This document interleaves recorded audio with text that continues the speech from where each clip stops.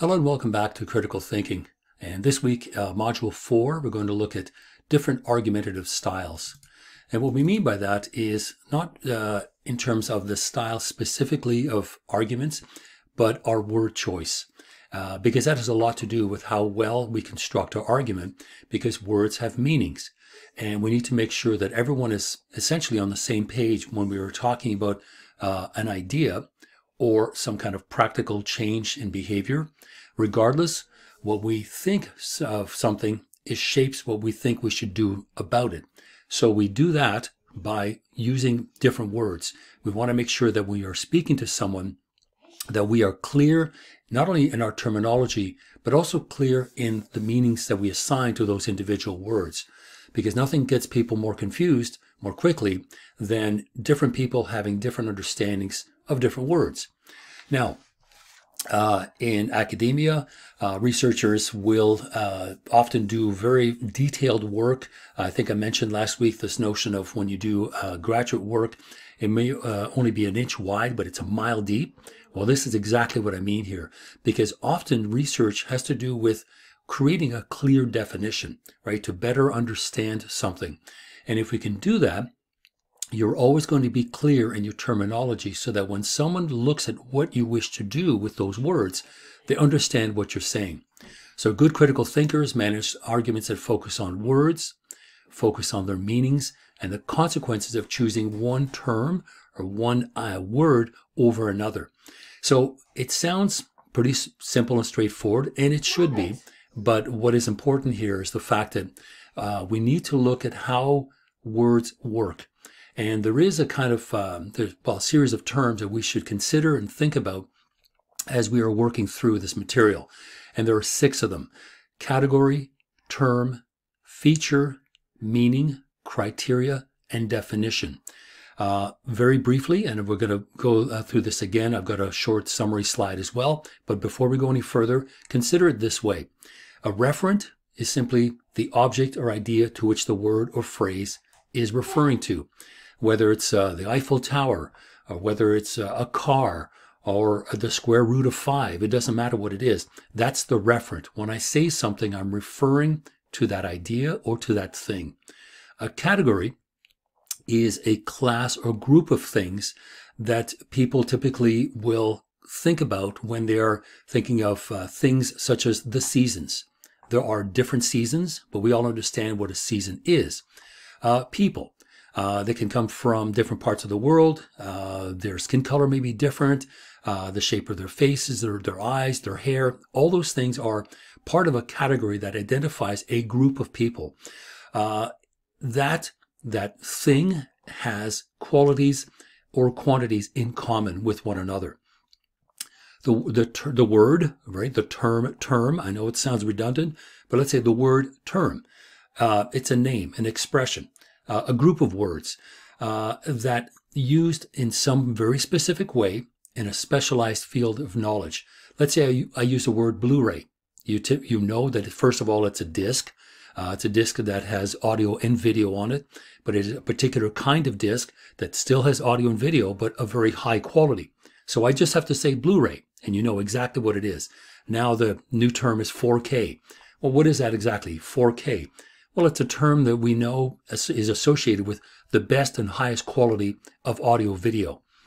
So that's what a term is. It sometimes captures a host or a range of ideas in one single word, or even the expression that when hell freezes over, right?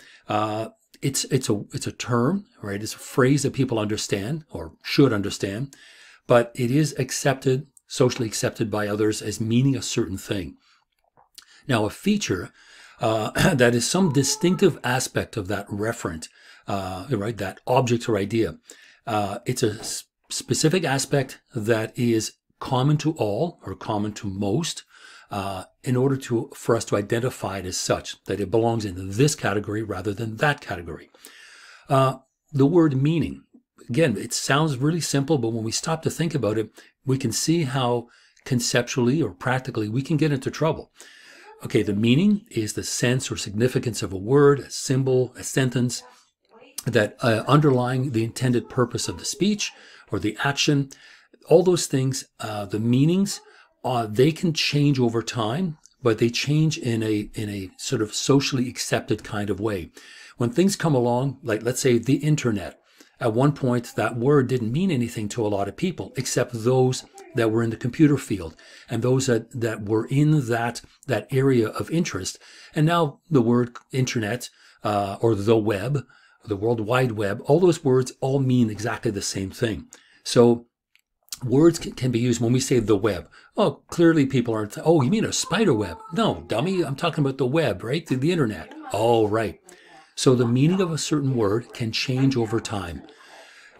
6 is criterion. That's a standard by which something may be judged or decided. So the criterion by which a word is understood is that, again, that socially accepted term. Now, it can also mean something specific. It could be in the academic field. It can be in your own field of fire prevention. So as an example, you can say, well, the term desiccation, right? The state in which something is sort of dry and crumbly and easily breaks into pieces. So we can say dry, we can say a variety of things, but the proper term is desiccation. It's a drawing out. And finally, definition, a formal and concise statement of the meaning of a word or a phrase. And these are all sort of the different terms I would like you to think about when we kind of work through this material. But let's start with the first one, referent. It's kind of an odd word. It belongs to linguistics, as it should, because we are talking about the use of language, but it's probably a term that you've not heard very often. So what is a referent? Okay, a referent is something that we talk about. So when we use words or phrases to talk about something, and it can be a person, an object, an idea, it doesn't matter. What we're doing is we're using a particular referent. So when I say man, we can think of a young man, an old man, a rich man. All these kinds of things have to do with the referent in a general sense. But you can see how when we say the word man, or let's say the phrase middle-aged, depending on your own age, middle-aged can be as young as 25 or even as old as, say, 40. So those words need to be kind of clearly defined. But the very first thing we want to do is refer to something. So what we talk about can be either in the world or in our minds. And that thing we're talking about using words is the referent. So I know it sounds a little bit confusing, but it's going to become clear. So the referent is simply the word the thing that stands in for the word. So I can pick up, let's say, okay, this disc right here. Here's a disc. Now I can put it back down and say the word disc. You know exactly what I'm talking about. So a referent can be an individual thing. It could be a concept. It can be an abstract idea that exists in our mind. Let's say the word circle or square or triangle. Any kind of geometry. Often geometry exists really just either on paper if you're doing geometry in math class, but we can talk about these shapes because we all understand roughly what a circle is, or a triangle, or a square. So those abstract referents don't cause confusion because we all agree, right? We all agree on what that word means. So when we say circle, square, whatever, that's the referent to which we are referring to. When we think of sets of things that are similar, now we're talking about categories. And categories can be huge, right? The world. Well, what does that even mean? The world. It's a referent, but what do you mean about the world? So let's try something really simple. Okay, we can go from very large. We can say creatures, right? Creatures, any kind of four-legged creature. It could be 800-legged, whatever. Then we say, okay, well, not just creatures, because humans are also involved in that. Animals. Oh, okay, so now we've narrowed it down a little bit. Okay, now animals, those are the kinds of creatures we're talking about. Now let's say mammals. Okay, that's a specific kind of animal. All right, felines. Okay, we could be talking about a panther, a jaguar, a lion, a household cat. Well, when I talk about felines, I mean a cat. And not only just a cat, I mean specifically a Persian cat. In fact, I'm talking about my Persian cat named Dolly. So see how the category still is the same. We're still talking about a cat, but we can continually refine our understanding by being very specific. So when we're talking about categories, we're talking about terms, and here we want to say terms because it can also be a phrase. It can be a short phrase, and these move in and out of our vocabulary quite often. Just as an example here, iPad is in, gramophone is out. Even some people, when we talk about a stereo, some people may not even know what a stereo is, but it is a music playing device. But most people play music on their phone or on their computer, on their iPad. The idea of a gramophone or a turntable, which is definitely making a comeback, these words can move in and out of the vocabulary, what they call the common parlance, right? Common language. Now, as we go along, we also can invent phrases for new things, like I said, such as the internet. The word pandemic, a lot of people didn't know what that meant. COVID-19 is a word that we now sort of bandy around. We have a general understanding of what it is, only because we know what it refers to. So these are the things that we need to think about when we're using language, and we want to be concise and precise. So we want to make sure that that reference is clear, that the category to which it belongs is clear. The next thing we want to think about are the features. Now, the features are the particular things that group together either animals or people or, rocks. It doesn't matter what it is. What is a common feature that is common to all of these things that belongs in that particular category? So quite often it may not be absolutely precise. Let's say just the word rocks. They could be small rocks. They could be huge boulders. It could be the granite face of a mountain, but it's still rocks. So what we need to do is be very careful as to how we define the specific features of a thing or even sometimes an idea. It could be something abstract. And make sure that we're clear that these are features that are common. We can't have something that is really sort of unusual or rarely occurs. It has to be fairly common. So when we understand language, we understand language in a kind of holistic sort of way. And again, the examples I'm using, like, the internet or the web, there are so many different parts to it that we simply kind of use that word to distill the essence of what it is.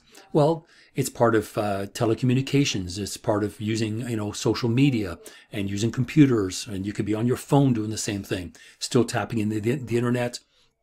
The idea is there, and we all kind of understand it, but we have a sort of a more holistic view of it. We kind of know in a general sense what it means. Now, if that is the case, we need to be very careful as to what those general meanings, how they are understood by individuals, to make sure that we're always on the same page. So the criteria, right? And again, the criteria, I'm going to use the example on the sheet that I've given you of the summary of the words. You can certainly print these out, right? The criteria is a standard by which something is judged, and it is something that needs to be agreed to and is consistent. So criteria may require several words in order to create a kind of definition. But again, as the criteria, that which is occurring or that which is representative of that thing is the criteria by which I say, yes, this is the thing that I am talking about. Ultimately, we're really using and thinking about definitions, right? We need to create sometimes a definition so that a new word comes along that people begin to use, and we all need to be sure that we know what it means. So we create a definition when we state in words some criteria of meaning. It is the following, or a term that names that category, and we need to make sure that those features are not unique and rare, but in fact quite common. So most definitions consist of a word that names a general category, which we then modify with more words to narrow down that meaning. So in the example I have of desiccation, it means a drying out. Something becomes crumbly, it becomes fragile, it breaks easily. All of those secondary definitions help us to understand what that word actually means. So think of picking up a dictionary, and we'll talk about this shortly, picking up a dictionary and looking up a particular word. And you'll find out that that word has several different meanings. And depending on the context in which it is used, one definition clearly means more than another. So we need to make sure that we understand that. So we are constantly inventing new terms to group things together into new categories. Language is a living thing. It constantly evolves and changes and responds to particular needs at a time and place.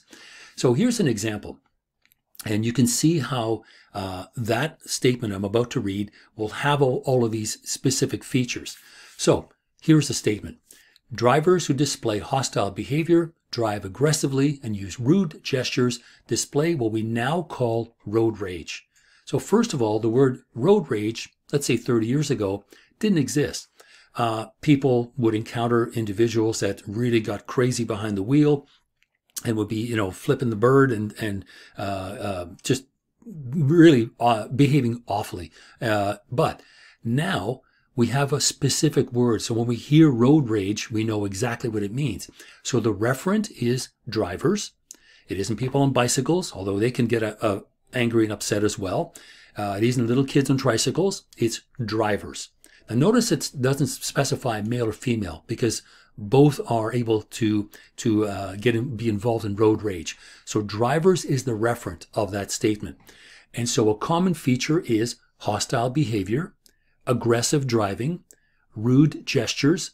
All those three common features then together kind of wrapped around the notion of a particular kind of driver. That's what we call road rage. So we can see how when we look at a statement like that, how it's constructed. Because first of all, the referent needs to be agreed to. Drivers, we're not talking about screwdrivers. We're not talking about any kind of driver. It's not a drill. It's not some kind of mechanical device. It's people who drive cars, period. But these features, the hostility, the aggression, and the rude gestures together combine into something we call road rage, something we didn't have before. So if someone asks you what you mean, you can point to that specific example, describe a typical case, and say, this is my definition of road rage. Drivers, that are aggressive, angry, and hostile. So now you've summarized the idea of specific kinds of drivers. Now, there are people that don't engage in road rage, drive very carefully, and do not get other people upset. Those people clearly are not displaying road rage. They're simply drivers. So we can be specific in our language. Again, just to go through the various words, and there are 7 of them, but these are things that we do all the time. And if you can speak well, you're doing it all the time, and you are aware that certain words have different connotations. And depending on how you wish to convey your idea, because it can be conceptual, changing someone's mind, or it can be practical, changing someone's behavior. But no matter what, you're using these 7 words, the referent, the category, the term, feature, meaning, criterion, and definition. Those 7 ideas, we'll say, that relate to language and using language effectively have a lot to do with being understood by other people. Okay, so if definitions were very clear-cut, we wouldn't even be making this argument about what these terms mean. Now, just as an example here, I just threw in this picture. Other ways to say the word good, right? Excellent, amazing, wonderful, pleasant, marvelous, exceptional. Each of these words still mean good, but each one of them have just a ever so slightly different angle that has to do with good. You say it's good. No, it's excellent. Right off the bat, the word or the idea of excellent is something that is even better than good. It's the best. So amazing, like, wow, you knocked my socks off. This is incredible. This is amazing. So each one of those words, although they still mean good, have a slightly different connotation, a slightly different take on what the word good actually means. Now, we use words in definitions, define the meanings in different ways for different purposes and to solve different problems. But what we need to do is we need to agree on what those things mean, what the referents are that they refer to, and how we should use them. So all of these things are very important in understanding how to use language effectively, how to use it critically, both in our thinking out loud and engaging with others in a conversation, and also writing. So as we've pointed out since last week, there's 2 different ways of argumentation. There's the conceptual argument to create a definition so people can understand an idea that relates to an issue, social, political, or otherwise, or it is a practical argument and has to do with meanings in terms of changing a person's behavior. So that is very important. Now, what sometimes happens in an argument is we begin talking about something and we don't realize, or we could, and we're doing a really good job of kind of avoiding what is really at issue. And this is called a surrogate argument. So when we are trying to solve something, we kind of get bogged down in the details, right? You've heard the expression, don't sweat the small stuff. And that's kind of what's happening here. We need to keep a larger focus, a kind of a macro view of the problem. But if we get bogged down in what are called surrogate arguments, that's typically where one argument stands in for another, or you start kind of nitpicking about something that may or may not solve the real crisis that's at hand. So that can be done unintentionally because we don't want to deal with a problem. It's really difficult. It could be too large. It could be something that we can't solve on our own. Global warming is a huge problem around the world, and there are so many different ways that we can approach it that it's almost overwhelming. So we start thinking about, well, what are small things we can do? Well, we can, get rid of single-use plastics. Okay, it's a small start, but it will over time begin to make a difference. So we now start, getting bogged down in what kind of single-use plastics. Are paper straws good? And on we go. What happens is we get bogged down in the argument in the details, and we end up with a surrogate problem that stands in for the much larger problem, which is something like global warming, which in itself is a huge, huge problem. So if we get caught up in a surrogate argument, one that kind of stands in for another one, or seems to preoccupy us more so than it should, it's going to do one of two things, right? We end up with an apparently conceptual problem about definitions that is masking another practical problem. We need to define global warming. Well, we're living in a world where some people don't even think it's actually occurring.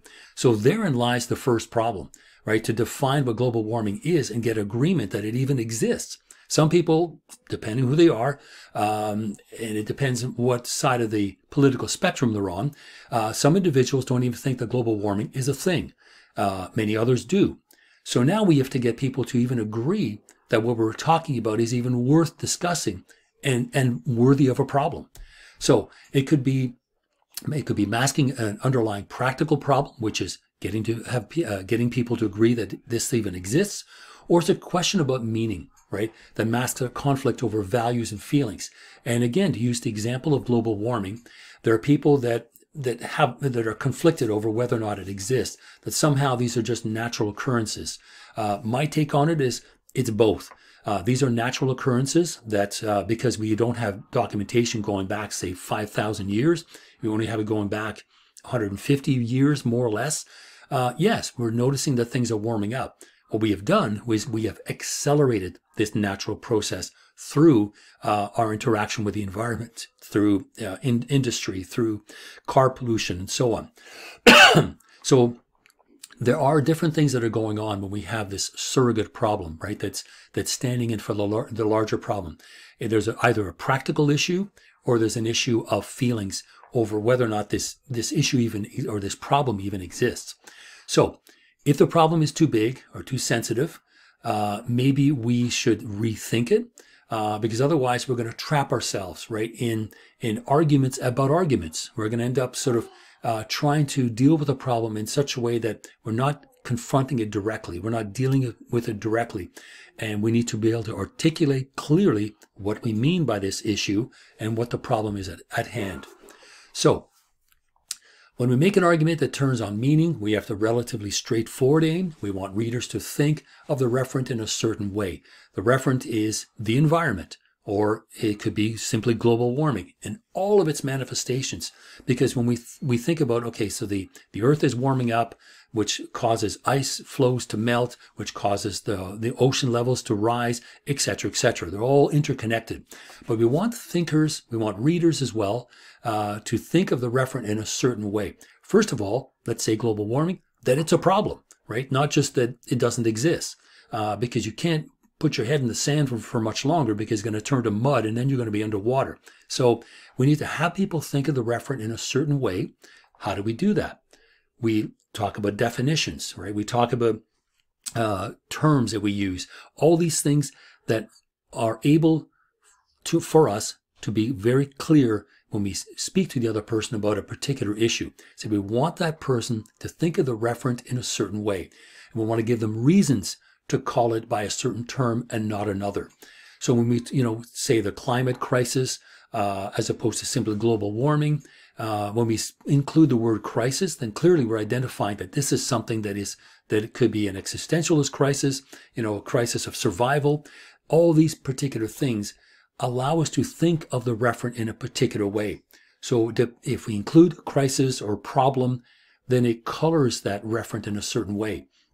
And if we call it by that term, right, we put into the category named by the term, it leads us to think of the referent in a particular way. So global warming is now a climate crisis. Okay, crisis, you got my attention. What are you talking about? So these are some of the ways in which we can let people understand clearly what it is that we're talking about. So when we're discussing a meaning, we have to decide what kind of meaning we're going to apply to it. Is it a common meaning that the average person can understand? Or in your field, in fire prevention and fire safety, is it an authorized or specific meaning? So what is the difference between the two of them? It should be straightforward. A common meaning is an everyday, non-technical understanding of a term. An authorized meaning or a specific or technical meaning is something that, of course, is technically defined and usually belongs to a particular field. And I'll give you a really quick example. In my field, in political philosophy, there are lots of words: instrumental rationality, reification, praxis, dialectics. If you don't know what these words mean, don't worry. The point is, I'm just showing you that even those words, which are authorized technical terms that we use and we banter about in political philosophy, even those words don't have agreement. Different people think that the word dialectics means something else. So there's even within that specific, authorized technical term, different understandings. And often when we write a paper and we're going to use these contentious or tendentious terms, which is simply a fancy word for difficult, those difficult terms, usually we wish to identify how we are using it. The old define your terms. That's important, because if it is still authorized but up for grabs, we still need to make the reader understand how we are using it.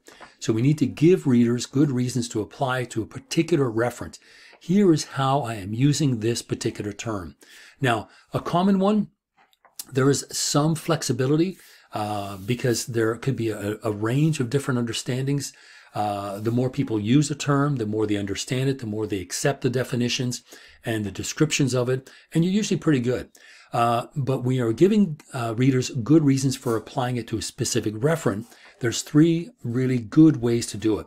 And the first one is to shape the criteria of meaning and features of the reference to match each other. So when you have the criteria, and again, criteria is a standard by which something may be judged or decided, and then you have meaning, the sense or significance of a word, sentence, symbol, the underlying intended purpose. So we have the standard by which something is understood, along with the meaning of that word. We want to make sure that those two things match up, that there's not contradictions or some sort of disconnect between these two ideas. Because if there is, then you will just lead to confusion, and your argument will begin to fall apart, or will be very sort of, it's going to be understood in the most difficult fashion, and you're constantly going to have to keep redefining your terms. So if there is no authorized criteria for definition, you will need to develop one for a common understanding so that, again, everyone is on the same page. If you're writing a term paper on something that is occurring, the notion of liberty in North American life. Sure, okay. What kind of liberty? Who are we talking about? Where do these people live?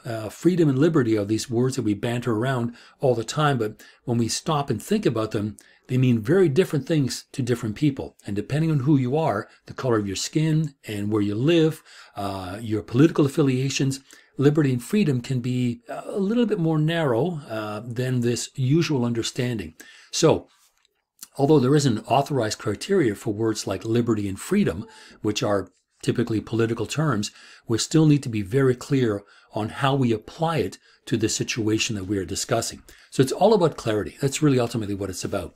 So the second one is to make the referent, match the referent to a clear example. So when someone is talking to you about something, you understand specifically what they mean, because they've said, for example, the following. So readers will accept a meaning based on an example only when they accept the example as typical, not an exception, typical of the category, and they think a referent closely resembles it.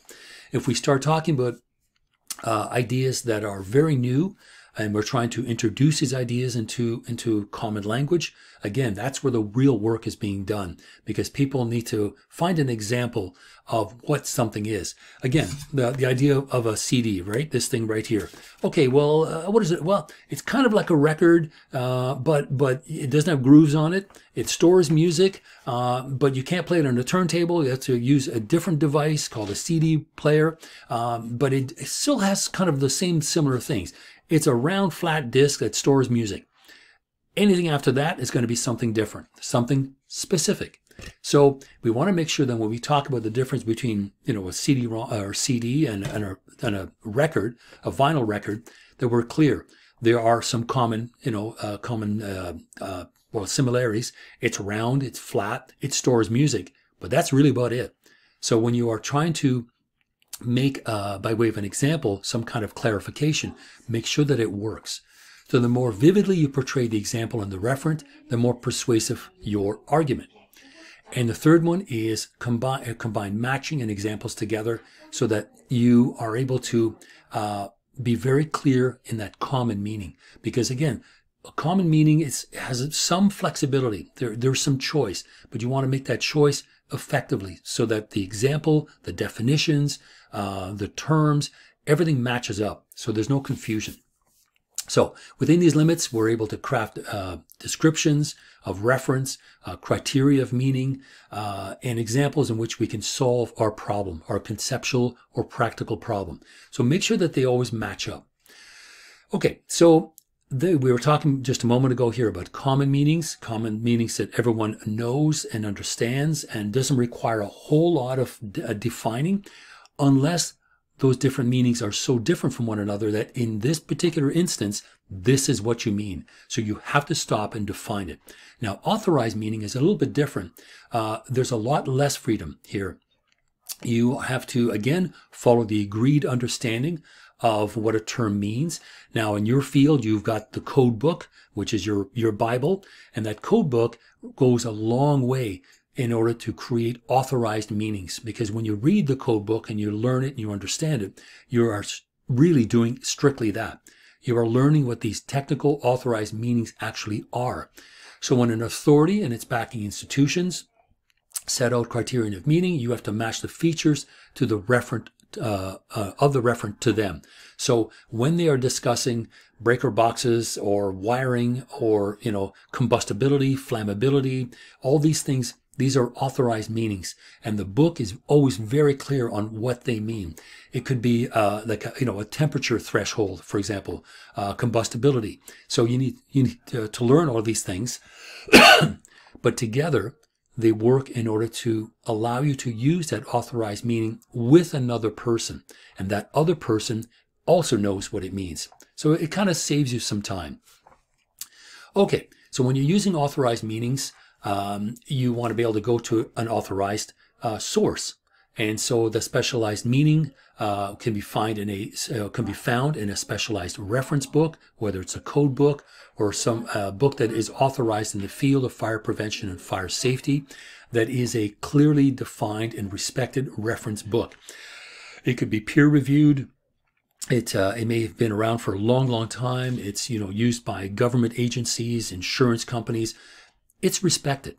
Therefore, it is a specialized reference work. So if you are writing for ordinary readers, let's say you are writing up an insurance report that you know that the owner of a building is going to read, you also have to stop there and define that specific meaning. Because we start throwing those into a text, people are going to get lost. They're not going to know what these terms mean. So If you write for ordinary readers, do not expect them to replace their common definitions with your authorized ones. That's why they are authorized, right? There's a specific meaning behind it. Now, when you are working through your text, whether it's a case study or it's a report that you need to submit to City Hall or insurance company or the fire department or whatever, there are dictionaries that you can use. There are authoritative dictionaries. There are common and regular dictionaries. But we need to make sure that we don't just look in a regular dictionary for an authorized meaning, because it likely won't be there. We need to make sure we always know where to look for this information. So few readers let a dictionary definition outweigh their sense of what a term really means. There's no harm in looking to make sure that you understand what that word means. When you write as much as I do, and the kind of and the nature of the work, my dictionary, my thesaurus are always within reach.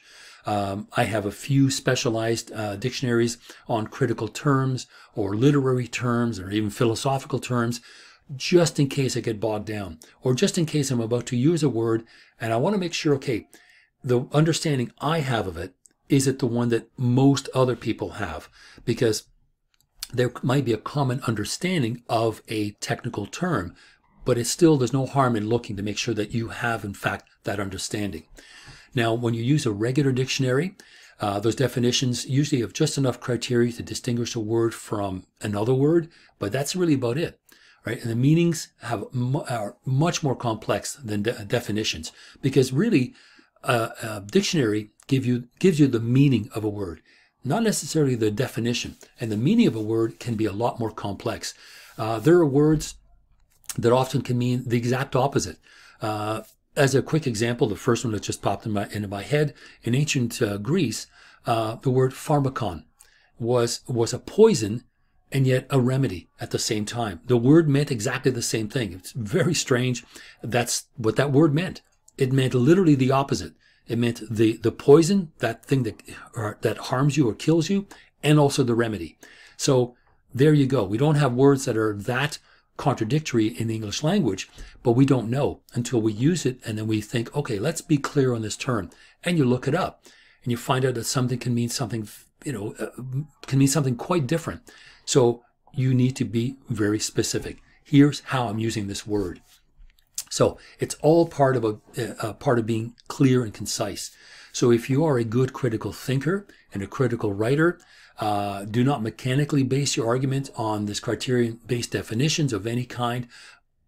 Take the time to look it up. So dictionaries will have those definitions and typically more meanings than anything else. We want to make sure that if you are doing specific authorized work and those technical terms are necessary, make sure that you are clear on the understanding and you know exactly what that is. Because you don't end up having some kind of weird circular argument where the terms name the criteria and the criteria define the terms, and then you can't get out of this loop. So you want to make sure that as a good critical thinker and writer that you don't mechanically base those arguments. You want to make sure that you go back and look at them. And if there is something that could lend itself to confusion, stop that confusion right there, then and there by saying, here's how I'm defining this term. Here's what this term means. Here's how I'm using it. Because the meaning of a word may be one thing. The definition and the use of it may be slightly different. All those things have to do with clarity and the ability for you to be concise in your language. Okay, we've covered a lot of material here. Hopefully I've not given you a headache, but essentially we've done a couple things here. We made arguments about meanings when we want readers to understand what something is, right? Practical arguments, a change of behavior. We believe that what is justified, doing something about it, conceptual one, understanding what we should think about. Those two terms, the conceptual and practical, should be pretty straightforward. But when we are constructing our argument about meaning, we should address two issues. What criteria of meaning define the term in question? What features of the referent quality is to be named by that term? So those two questions you need to consider and think about. So what criteria of meaning defines the term in question? And what features of the referent quality is to be named by that term? And secondly here, The problem is to match the features to the criteria in one of three ways. With an authorized meaning, we have to accept that criteria. With a common meaning, we can shape it both the criteria and the features of the referent. And third, when we work on that example of a common meaning, we're free to portray any type that the reader will accept. That again, there is some social understanding that those words mean those particular things. And then finally, make sure to list those keywords that you're going to be using, define them in a way that is clear. In other words, don't define one technical term using another technical term. Break it down and make sure that when you make an argument about meaning, state the meaning, describe the referent, and show how they match so that the reader will accept all three. So the meaning, the referent, and the argument all work together. So they need to all match and line up so that the reader finishes and says, okay, I've learned a couple new things. You know, these technical terms I didn't know. Now I know what they mean. And not only that, I understand how they were used in that particular argument. And that's essentially it. So that's module, well, actually not module 3, module 4 in this case. That's a lot of material, and it sounds very technical and dry, but we are doing this already. What I've done is I've broken it down and I've identified what these different things are, because we typically do this when we're drafting and revising. If we draft and revise a text, we are applying all of these things at the same time. So that's it for this week. I will see you on Thursday, and we can break this down a little bit more. And I'm going to take a look to see if there are any assignments for this week. I'm not sure. I don't think there is, but we'll see each other on Thursday regardless. So take care, have a good week, and I will see you on Thursday.